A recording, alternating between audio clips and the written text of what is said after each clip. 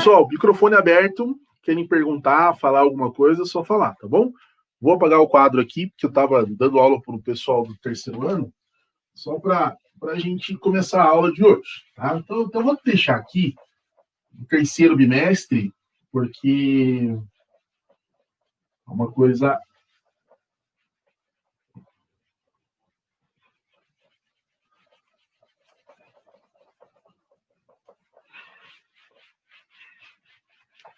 Vou deixar.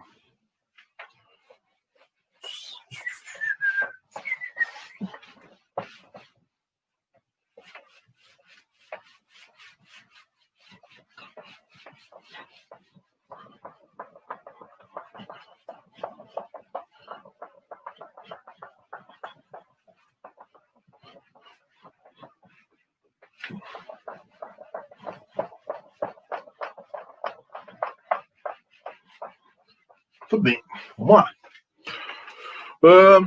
Isso aí. Pessoal, então hoje nós damos início ao terceiro bimestre, tá? Com vocês, pessoal do primeiro ano de integração, sejam bem-vindos, tá?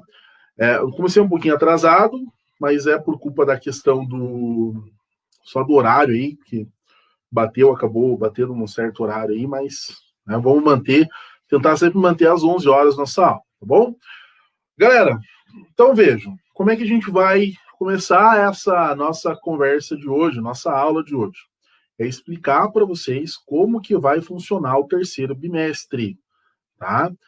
Ele é um bimestre bem tranquilo, tá? Só que para os alunos que não, assim, estão pesquisando sobre sociologia, estão estudando, pessoal, aumentar o nível de estudo, tá? Não é uma matéria assim, não é porque a gente se encontra uma vez na semana que é uma coisa assim que não é tão importante assim, né? Tem alguns alunos que me falam assim, professor, dá a impressão que os alunos não estão levando muito a sério. Então tem que levar muito a sério essa disciplina, tá, pessoal? Porque, primeiro, é uma disciplina que você, querendo ou não, ela, lá no final do ano, vai para o conselho de classe também, tá? Quem for reprovado vai para o conselho de classe, enfim. Segundo ponto, pessoal, que eu acho que o mais importante do que essa relação aí do conselho de classe. É uma disciplina que cai em vestibular e PSS. Tá? Provavelmente muitos de vocês estão preocupados com o PSS que vai ser em janeiro, tá? O PSS 1 aí. Muitos de vocês estão preocupados em redações de vestibular e Enem. E eu digo o seguinte para vocês, pessoal. O vestibular, gente, redação, essas coisas, o conhecimento que a sociologia pode te trazer é fundamental. Então, vocês tiveram 6 meses aí, né? Não 6 meses, uns 4 meses comigo, e é bem importante que vocês entendam, tá, moçada, que não é uma disciplina assim, eu fazer quando eu quero, maneira como eu quiser. Não é tão... vou usar uma palavra que vocês gostam de usar, não é várzea, né? É uma coisa muito séria e que é importante vocês continuarem, aqueles que estão levarem a sério, aqueles que não estão levando, não estão fazendo prova, estão deixando atividade para depois, isso é bem preocupante, tá bom? Então esse é o meu primeiro recado.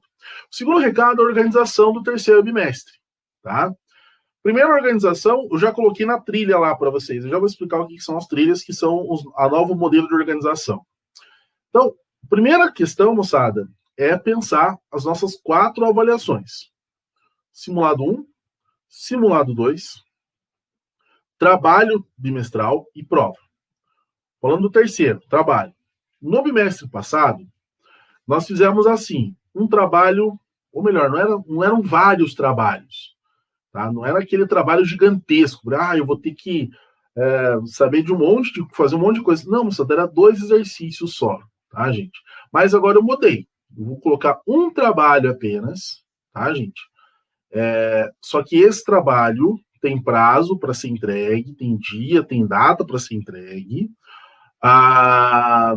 E esse trabalho, só lembrando vocês, ele vai ser algo um pouco mais, vamos chamar assim, mais extenso do que aquelas atividades semanais.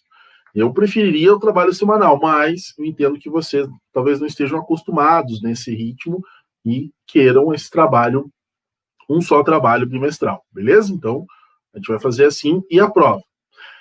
Pessoal, falando da prova, tá? Tivemos alguns probleminhas aí com alguns alunos. Primeiro, eu gostaria muito de que vocês entendessem, vocês viram que eu mandei um recado lá para vocês assim, ó, tomem cuidado, às vezes a gente não tem só a sala de aula, né, para dar conta.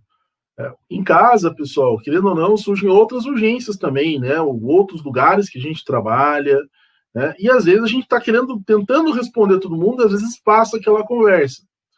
E como, né, a gente não é perfeito, nem, né, não é uma máquina de resposta, passou e aí, poxa, pergunta educadamente para o professor, ó, tem como responder, olha aquela questão da prova com carinho e tal.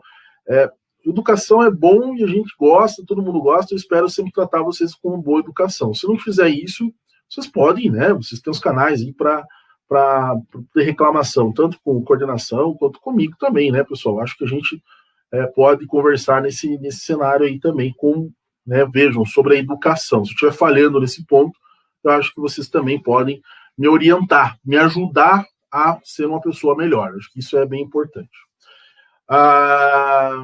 E claro, né, pessoal, deixou de entregar alguma coisa, por exemplo, professor, eu não fiz a prova. Poxa, assume, fala assim, eu não fiz a prova mesmo, e pronto, não precisa mais, sabe, esse problema de, o professor não postou, sabe, olha, não fiz a prova, né, vamos averiguar, porque senão fica o dito por não dito. A gente vai ficar aqui puxando uma corda, cada um para o lado do outro, não vai se ajudar. Então vamos assumir as nossas responsabilidades, que são muitas, vocês têm a de vocês, eu tenho a minha, para que a gente possa manter lá em cima o nosso nível, né, pessoal? Justamente esse o nosso objetivo, tá bom? Então, depois desse recado todo, vamos começar a falar agora sobre a organização agora didática, né? A gente chama de didática, né? De como a gente vai trilhar os novos rumos do terceiro bimestre. Pessoal, quem já acessou o planejador da Iônica já viu que tá uma coisa meio diferente lá no terceiro bimestre, tá assim, lá, terceiro bimestre, tá anotado lá em cima. Abaixo do terceiro trimestre, especialmente para o primeiro ano, eu retomei 2 aulas sobre cultura que nós trabalhamos no segundo bimestre e coloquei ali para vocês. Por quê?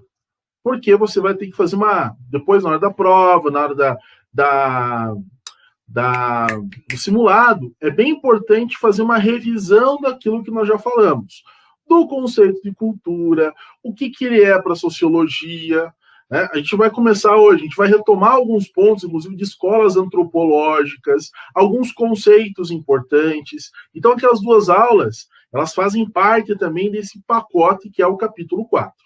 Então, a gente começa com o terceiro bimestre e com vocês, eu vou lá no planejador e vou colocar como, né, tem lá o revisando, tá?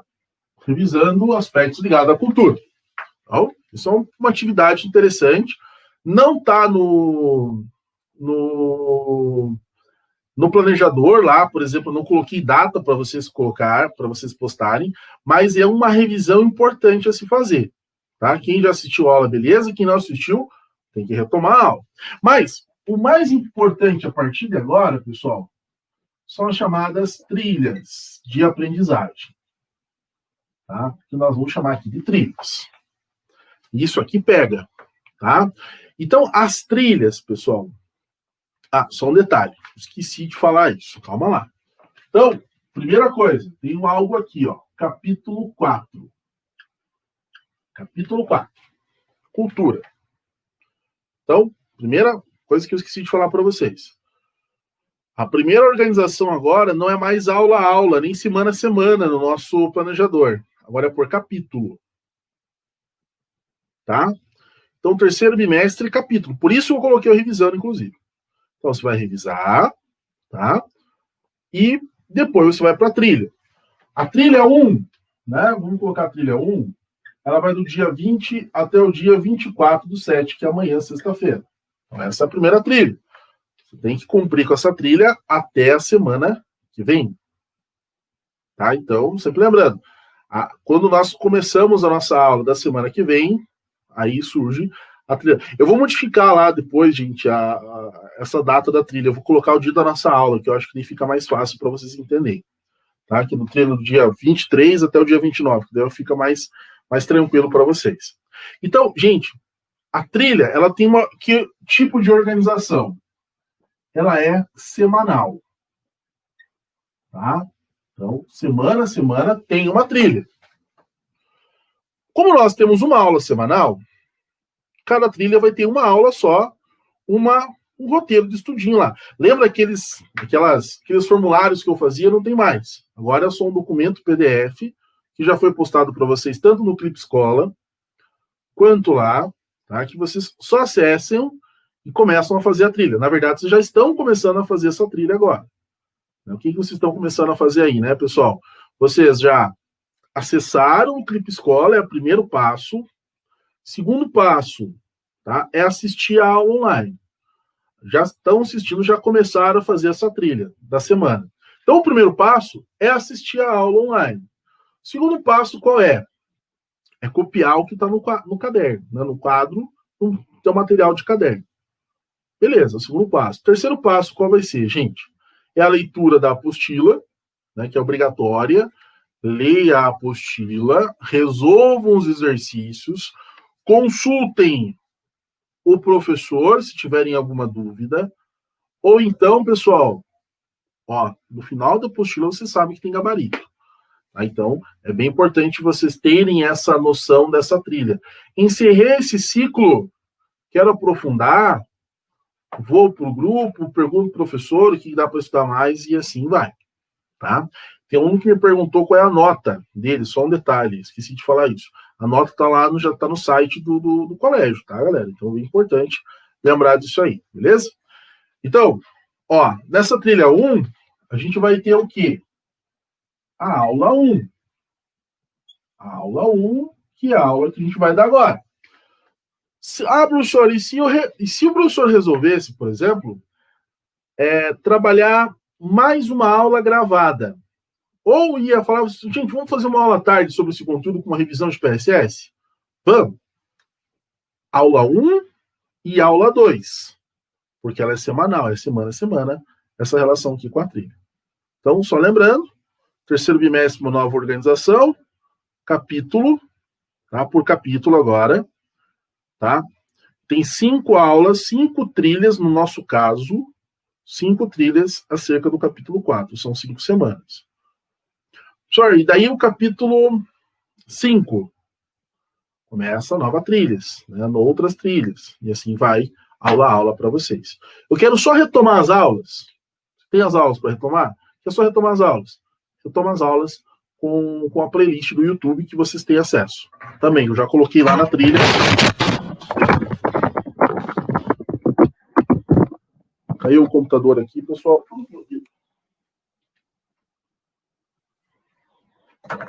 Eita. Tá tudo bem. Terremoto aqui. Mas enfim, beleza? Ai, machuquei meu dedo, cara. Estão risada, moçada? Porra, quase quebrei meu dedo aqui. Segurando o negócio aqui. Vocês não vão pro céu, galera. Vocês estão dando risada em mim, vocês não vão pro céu. Stephanie. Né? Deus tá vendo. Certo, Stephanie? Otávio. Uhum, tá bom. Vamos lá, ó. Fiquei com vergonha agora, moça. Agora eu vou começar a dar aula, parar de conversar com vocês. Muito bem. O karma vem. Vocês vão ver. É os tomos da vida. É isso mesmo, né, gente? O pessoal fala dos tomos da vida, não vê os corotes que nós tomamos. Né? Vamos lá. Vou parar aqui.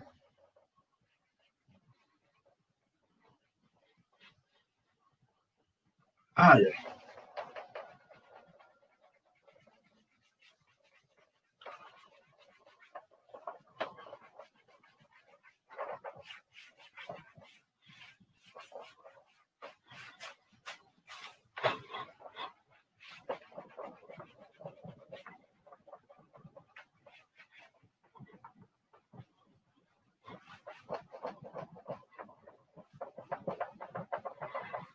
Aí, agora fechou.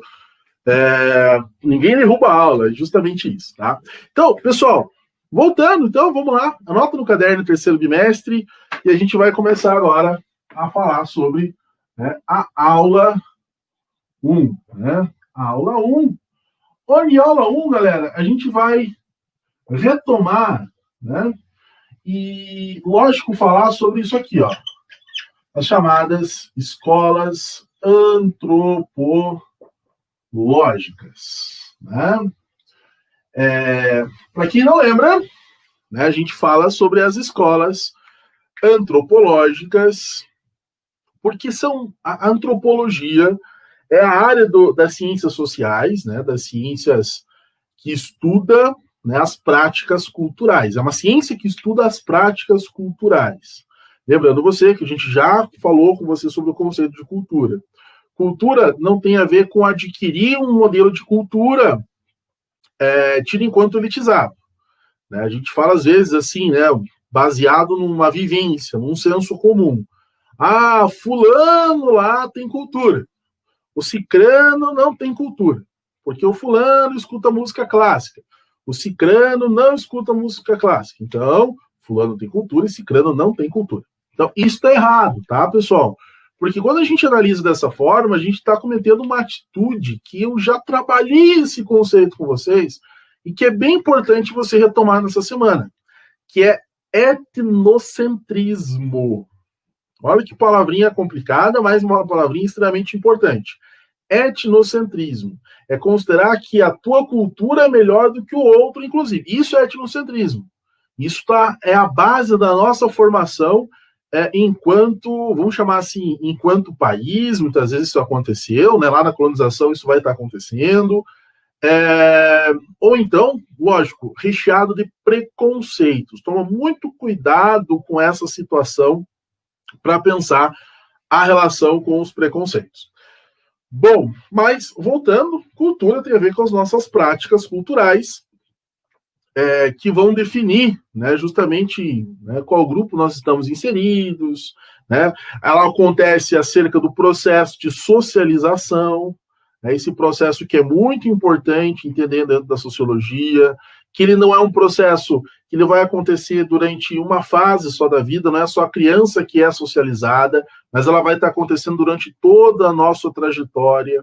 Nós vamos estar recebendo novos estímulos, novas relações, a partir do momento que há alterações ou mudanças na sociedade, também muda-se a forma como nós enxergamos as práticas culturais, beleza? Então, tudo isso, galera, tem a ver com a relação com a cultura. Tá? E hoje a gente vai retomar um pouquinho essa relação com a antropologia, as chamadas escolas antropológicas. Pessoal, vejam, no século XIX, tá? Olha só o que vai acontecer, uma coisa fundamentalmente importante, certo? No século XIX, começaram a surgir dois movimentos muito claros dentro da Europa. Tá? Então eu vou colocar aqui para vocês. Dentro da Europa. O que aconteceu? O que estava acontecendo, moçada? No século XIX na Europa. De um lado, você vai encontrar a formação, olhem só, como é importante analisar isso. A formação daquilo que chamamos de Estado-nação. Tá? Estado-nação. Eu coloquei mais um asterisco, mas eu vou explicar primeiro o que é o Estado-nação. Galera, vejam bem. Esse Estado-nação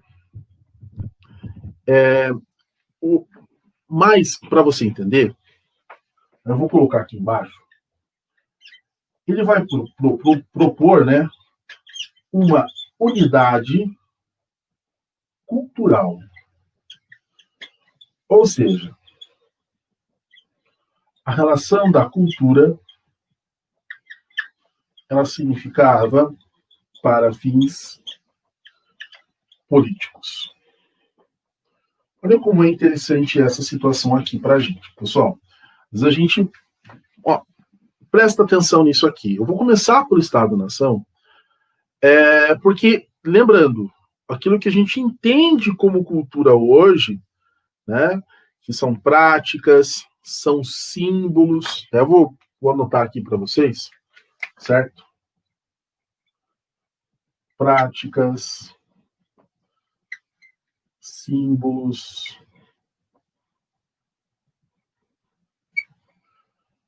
Aqui, ó, uma outra situação. A história. Então, lá na Europa, no século XIX, essa é a primeira consideração que eu faço para vocês, tá, gente? Para pensar a cultura enquanto um viés político, para fins políticos, fins de dominação, tá? Dominação. Estou um pouquinho pequeno, mas está escrito ali dominação. Então, analisa aqui comigo, pessoal. No século XIX, começou a surgir um forte sentimento nacionalista, tá? Que inclusive isso é muito presente em quais países? Na Alemanha, né? Através, né, da chamada unificação da Alemanha, e na Itália com a unificação da Itália. São dois processos políticos que vão estar acontecendo na Europa durante o século XIX e que vão trazer um sentimento de unidade nacional. Olha só que interessante isso, né? Como que eu vou identificar que existe um povo, né, que mora nesse local e esse povo tem que, entre aspas, se unir, dizer que pertence àquele local?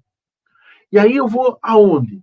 Se não é, né, o RG deles, o local de nascimento deles, vai ser o quê, galera? Vai ser justamente pensar as suas práticas culturais, né?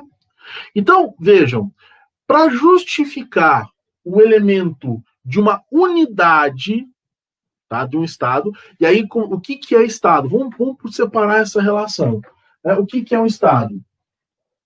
É como as pessoas, como os indivíduos, politicamente falando, se organizam dentro de um território. Então, por exemplo, como é que o teu Estado se organiza? É uma democracia, tá? Cheirinho e positivismo. É justamente isso. Falou tudo, Luana, tá? Falou tudo.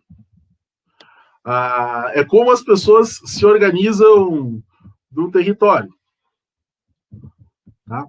Deixa eu aqui, ó. Legal. O que acontece? Essa galera aqui, né, dentro desse Estado-nação, dentro desse Estado que estava ali se organizando e tudo mais, então eu vou pegar o Estado aqui para vocês. O Estado é como nós nos organizamos acerca de um território. Então hoje você sabe que há uma república democrática, mas eu tenho que tentar arranjar uma forma de justificar como as pessoas vão se unir para pertencer a esse Estado. E, obviamente, que isso acaba, vejam bem, trazendo um sentimento do quê? Do nacionalismo. Tá? Ou seja, eu estabelecer essa unidade do nosso povo, né? Não falando do nosso Brasil, mas de um povo, a partir de que preceitos?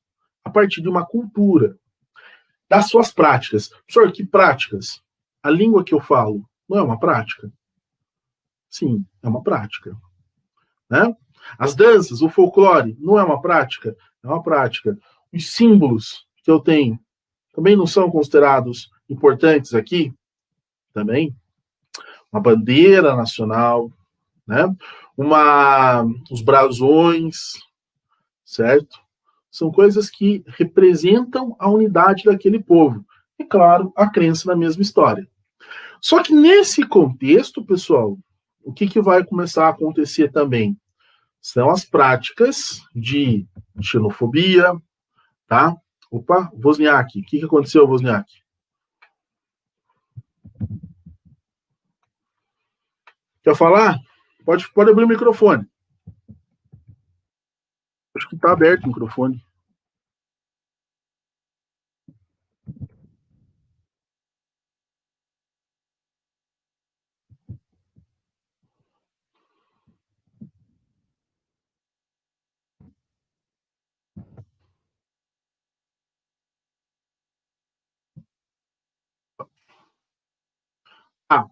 Mas só que eu preciso saber o que você está perdido, porque senão fica difícil.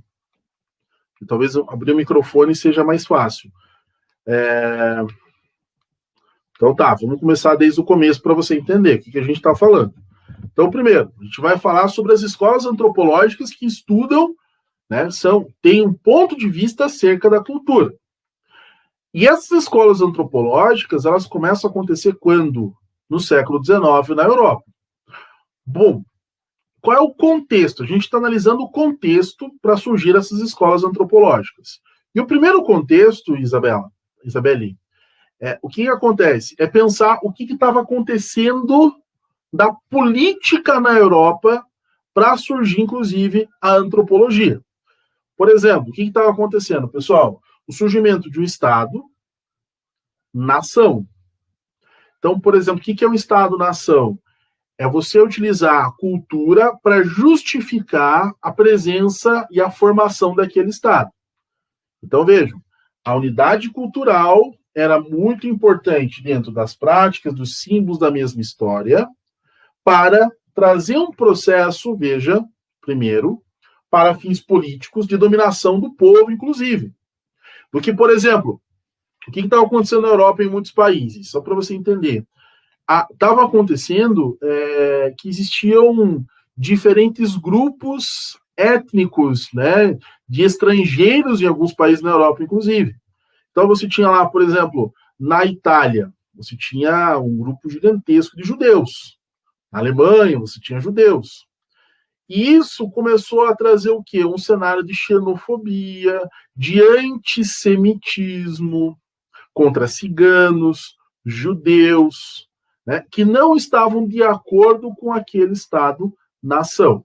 Então, isso é a primeira situação para você entender qual é a finalidade da cultura prática, vamos dizer assim, da prática, a finalidade prática da cultura, o que ela serve. Né? E quem é, por exemplo, no Brasil, quem que é o primeiro presidente brasileiro a pensar numa cultura nacional? Da unidade da população a fins políticos de um processo de dominação.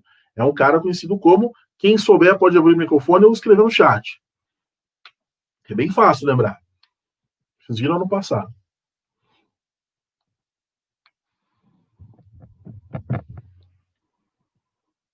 Então, é bem fácil. Começa com VAR, termina com gás. Getulinho, é o GG. É o nosso amigo Geva, tá? Getúlio Vargas. Bom, por que a gente está falando sobre o Getúlio Vargas? Por que ocorrem as práticas de xenofobia? Porque assim, por exemplo, dentro de alguns países existia a relação da crença religiosa, inclusive, né? Que, por exemplo, trazia a relação de que o cristianismo deveria ser a religião a ser professada. Muitos eram judeus. Então havia essa prática de antissemitismo, culpavam os judeus pela morte de Jesus, né? Todo aquele cenário começou a alimentar, né, essas práticas antissemitas que aconteciam aqui. Tá? Não sei se eu respondi a tua pergunta, Luana, mas era justamente para definir a característica, inclusive física, de um povo. Já vai fazer todo sentido para vocês, pessoal, porque a gente vai começar, além desse Estado-nação, falar das escolas, e a primeira escola que surge dentro desse contexto, tá? São os primeiros antropólogos, é a chamada, vocês não estão enxergando, né? É a chamada antropologia física ou evolucionista. Física ou evolucionista, tá? Olha só que importante, galera, essa antropologia. Então, os primeiros a estudar as práticas culturais, né, vão começar a buscar o que, galera? Vejam só. Eles vão começar a tentar entender, associar cultura, olha só, gente, associam cultura com, né, vamos dizer assim, a relação com Ia falar com cor da pele, as práticas. Ixi, travou.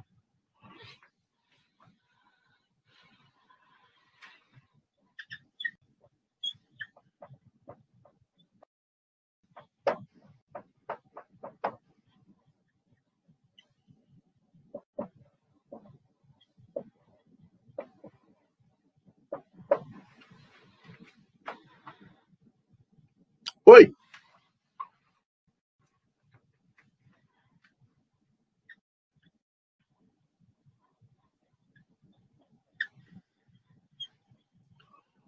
Tô travado ainda.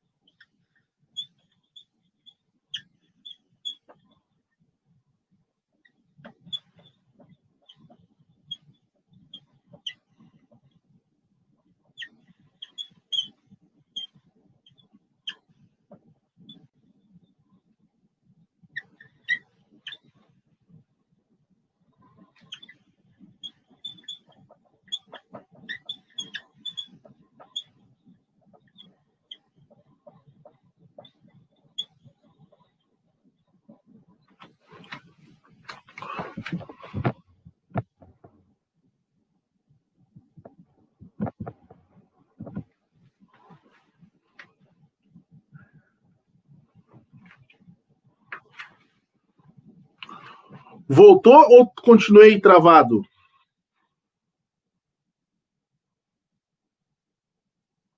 Voltou. Voltei e eu enchi o quadro, moçada. Olha só que bacana. Interessante isso, ó. Ó, a pergunta da Isabelle talvez faça mais sentido agora entender o que eu quero mostrar para vocês, tá? Porque eu vejo que tem esse segundo tópico, que são esses estados-nação aqui que eu estava explicando para vocês, tá bom? E inclusive, né, o que estava acontecendo durante o cenário do século XIX, pessoal? Com a primeira e a segunda Revolução Industrial, surgiu, né, dentro das fábricas, um grupo que nós chamamos de proletariado. Tá? E esse proletariado, que a gente viu lá em Marx, por exemplo, vivia acerca da miséria, da pobreza, né, péssimas condições de trabalho, e começaram a se revoltar. Então surge o socialismo, tá? Enquanto ideologia operária, ideologia que vai atentar contra esses modelos de opressão por parte da sociedade. E aí, moçada, a resposta dos estados europeus, lembra que nós estamos falando no século XIX, qual é a classe social que domina a política na Europa, pessoal? É a burguesia. Então, essa burguesia começou a apoiar, inclusive, a relação de um nacionalismo. Tá? Talvez a única coisa que faltou a gente explicar foi isso, é pensar que o Estado-nação, ele também é um Estado burguês. E, claro, obviamente, aqueles que não estavam de acordo com esse nacionalismo, galera, obviamente que estão fora. Se estão fora, passam a ser perseguidos, passam a haver um preconceito contra estes, né? Que é bem legal de você perceber isso. Isso é mais no final, da segunda metade do século XIX, tá, gente?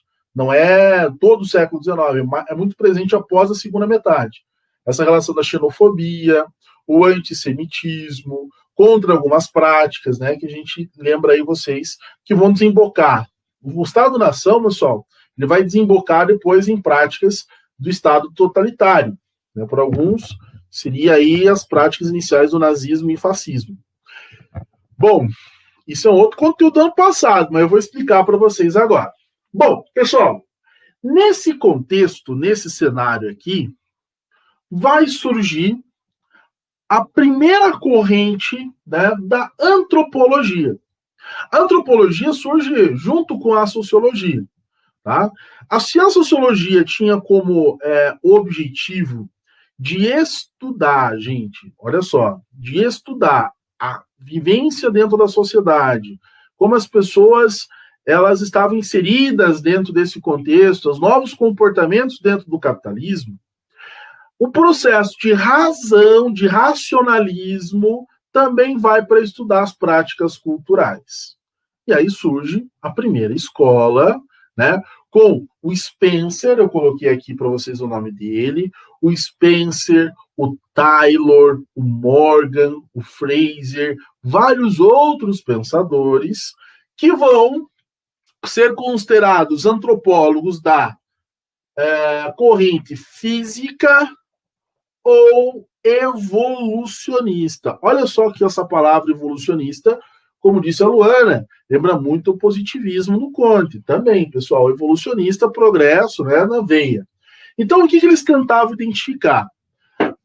Dentro da Europa mesmo, vejam bem como é interessante isso, segundo eles, existiam culturas diferentes, vão estudar as diferentes práticas culturais, mas vão associar a cultura com características biológicas. Então, se você é homem, branco, né, letrado, existe uma cultura superior. Basicamente, o que eles fazem aqui, gente, vou colocar uma outra flechinha aqui na cultura ali para você entender, eles buscam uma relação de hierarquização cultural.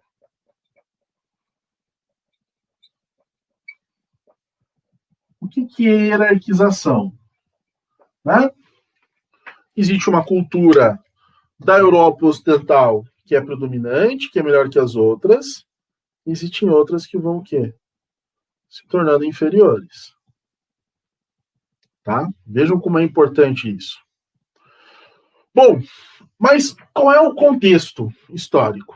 Além desses estados, né, alguns estarem se unificando tardiamente, como é o caso da Alemanha e da Itália, mas outros estados estarem em pleno desenvolvimento industrial e se utilizam do nacionalismo, uma ideologia, tá, que prega de que a nação tem que existem elementos de unidade cultural para explicar esse nacionalismo.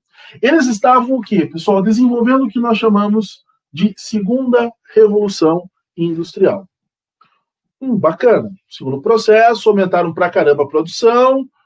Legal. Só que tem um detalhe, galera. Essa segunda revolução industrial faz com que muitos países, já no começo do século XIX, e se intensifique com a segunda metade do século XIX, através do processo com o qual nós chamamos de imperialismo.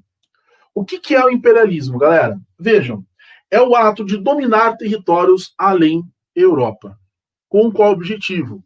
Mercado consumidor, matéria-prima, né, oportunidade de investimentos, ou seja, o processo de dominação desses territórios, desses países. Vejam como é interessante pensar isso aqui, tá? Então, esse é o imperialismo. Quem perguntou o que é imperialismo é isso. São quando os países saem em busca de territórios para dominar, né? O império é isso, é dominação territorial. Tá? Isso é um assunto que é bem importante dentro da história ocidental.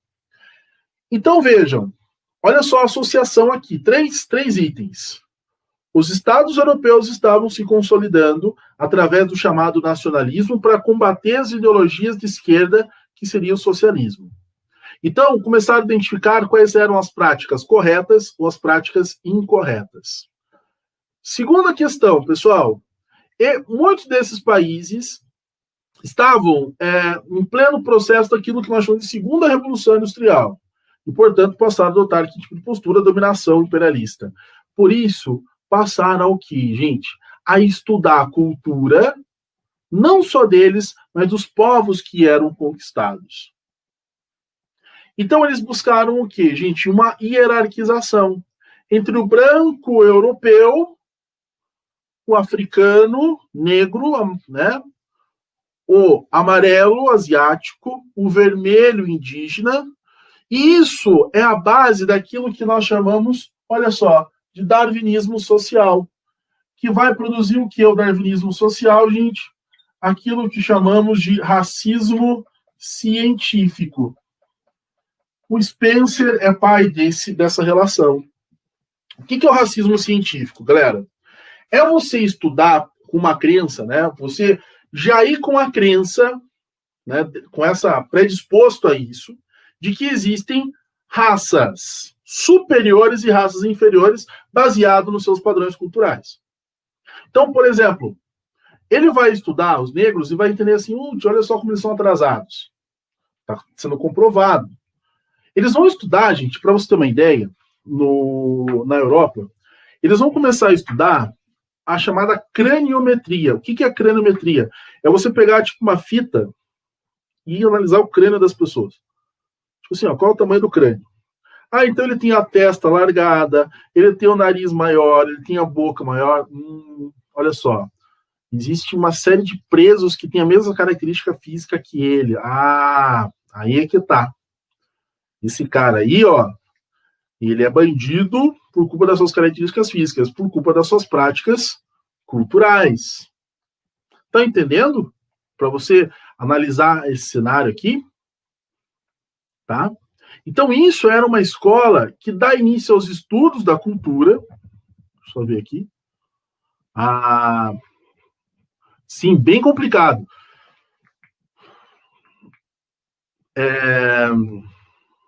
Bem complicado. Eu não entendi o bem complicado, mas tudo bem. Não sei se sim, bem complicado.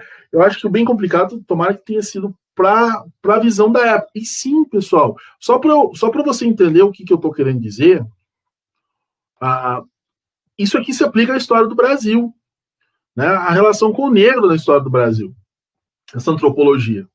A nossa elite, né, os cafeicultores no final do Império, 1800, lá vai um pouquinho, 1850, 60, 70, 80, 90, é essa visão que eles tinham da cultura brasileira. Tá? O processo de abolição da escravidão não foi um processo assim, vamos respeitar o negro, porque o negro ele é um ser, né, que tem que ser respeitado e ser igual a todo mundo. Não. Eles diziam que a escravidão era um atraso, né, institucional do Brasil. A escravidão demonstrava ser um país atrasado, porque todo homem deveria ser livre, mas eles viam o negro enquanto algo a ser superado na história do Brasil. Porque a visão que eles tinham do negro qual era? É de que ele carregava consigo um atraso tanto intelectual, que não conseguiria trabalhar enquanto pessoa livre. Portanto, você traz imigrantes na década de 50, 60, 70. A partir da abolição da escravidão, há uma grande dificuldade de inserir o negro na sociedade brasileira, uma sociedade de classes. Porque, embora fosse livre, quando era olhado para ele assim, falava assim, cara, esse aí, né, quem que é o negro? O negro é ex-escravo.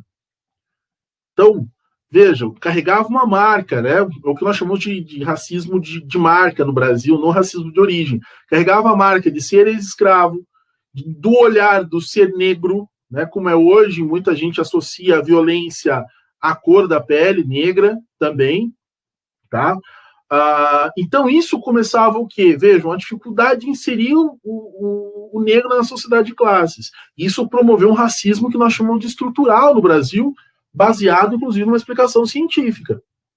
Né? Então, o Estado pensava assim, inclusive, esse Estado-nação. O Brasil estava querendo se tornar um Brasil novo, republicano, ordem e progresso, positivista, e tinha que evoluir. E aí, o que aconteceu? Quando os caras olham para a quantidade de negros, é necessário o quê? Branquear a população brasileira. Há um processo de branqueamento racial no Brasil. Né? De que formato? Né? Sim, nacionalismo também, né? Que é a associação justamente dessa relação do nacionalismo frente ao racismo dentro dos Estados Unidos. Porque o negro também não foi incorporado diretamente àquela comunidade. No Brasil, a mesma coisa, né? Isso, a Stephanie está colocando uma situação que é a miscigenação, que é o branqueamento das raças. Então, você traz duas situações aqui do Estado brasileiro que ele toma. Primeiro, ele traz negros para morar... traz europeus para morar no Brasil, sim. E traz também o quê? E vai dar cidadania aos brancos. Então o Brasil ele vai escondendo os negros, né? Vamos dizer assim, vai escondendo. A capoeira é proibida, é tida enquanto algo negativo, enquanto algo um crime no Brasil. As religiões de matriz afro são combatidas, né? E aí isso vai trazer problemas, revoltas, né? Os movimentos sociais do Brasil República, né? Canudos, Chibata, Contestado, aquelas revoltas que vocês viram. E aí o cara que vai tentar estabelecer um Estado-nação no Brasil, né? Não, na época, Otávio, não hoje, na época que eu estou falando, no século XIX. É... No Brasil, o Vargas, o que ele traz? Era necessário reconstruir essa ideia de Brasil. Então ele sabe que não tem como acabar com a cultura negra, então ele vai tentar trazer para o seu lado, e a capoeira vira patrimônio histórico do Brasil. Mas só para você entender que a antropologia estuda a cultura, e a primeira linha corrente de pensamento dentro desse contexto é entender que existe uma cultura superior e uma cultura inferior, baseado justamente no cenário da segunda revolução industrial e do imperialismo. Gente, o fim foi longe, né? E assim, galera, a gente foi aonde? A gente foi aqui, ó, na página 8 e página 9, tá? Que são as leituras ali necessárias. Faltou o discurso etnocêntrico, porque depois eu vou falar sobre outras escolas, tá? Estou falando do relativismo, do funcionalismo, né, que aí já é um outro contexto histórico para a gente pensar aí, mas foi uma discussão legal, eu gostei muito da participação de vocês, tá? Eu gostei, quem não está entendendo tem que falar mesmo, quem está em dúvida tem que falar também, porque essa é a nossa função aqui, é ajudá-los o mais possível. Não existe isso, mas o quanto mais possível a gente ajudar, a gente está aqui para isso. Ok? Beleza? Pessoal, já são meio-dia, eu vou liberar vocês, tá? Muito obrigado. Ah, mas tá certo. Viu, Júlia? Tem que perguntar mesmo. Não tem que ficar assim. Tchau, Ticiane, tá? Tem que perguntar pra caramba. Que é isso, Pedrão? Falou, um abraço, valeu. Valeu, Luana, você também. Foram bem importantes nessa participação da aula. Até mais, Júlia. Falou, Alana. Um abraço, valeu. Valeu, Otávio. Por nada, Nicole.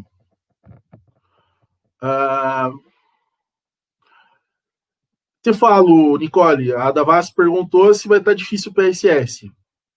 Gente, com isso aqui não fica nada difícil. Eu vou ser bem sincero, estou dando ainda uma aula que é bem mais difícil do que no PSS. O PSS é bem simples essa questão de cultura.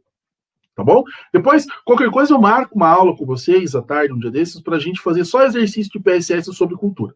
Beleza?